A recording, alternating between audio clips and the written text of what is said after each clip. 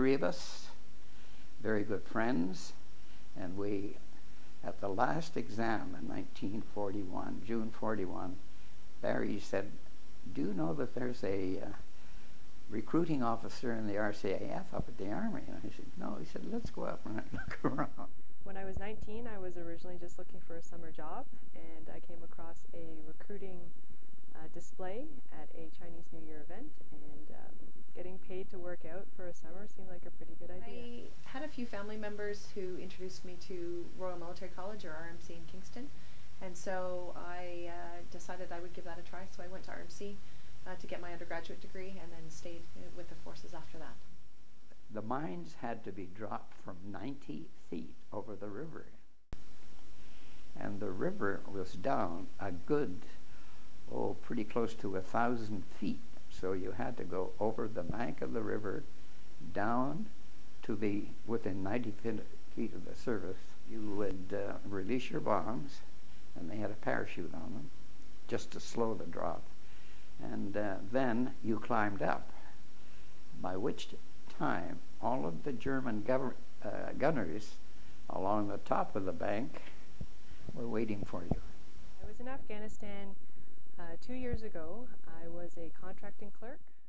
When you realize that you're going out and you could possibly be killed, going from Kandahar airfield to one of the forward operating bases, which I had an opportunity to do a few times, it's pretty scary, but I think you have to realize that if it's your day, it's going to happen whether or not you go out or not. This was not a combat mission.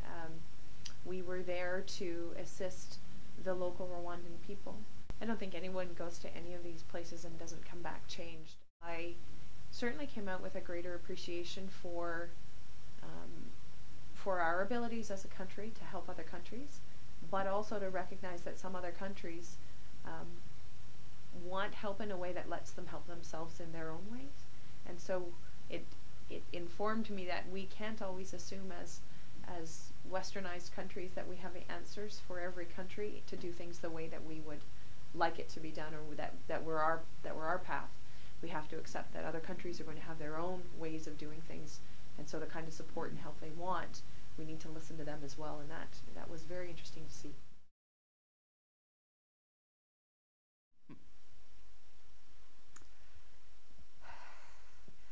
I suppose I think of the friends I lost, and there were lots of them. You hear the words, "We thank you for your sacrifice," and I think before I went to Afghanistan, I didn't really understand the extent that statement means, and I think I have a greater appreciation for that.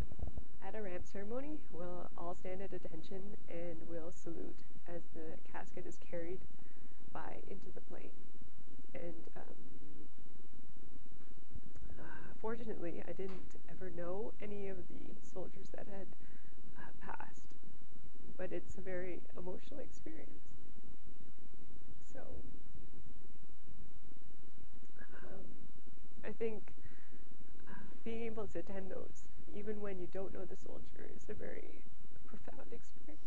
I have always been an observer of Remembrance Day from my own childhood, but since being in Rwanda, it has become an even more important day for me to reflect on my own service, on those who still serve, on the generations who served before me, and so it's very important to me now. I have two young boys who are 8 and 10, that I take them to Remembrance Day services every year to reflect on and understand that some of the freedoms and the society values that we live with are derived solely because of the sacrifice of others.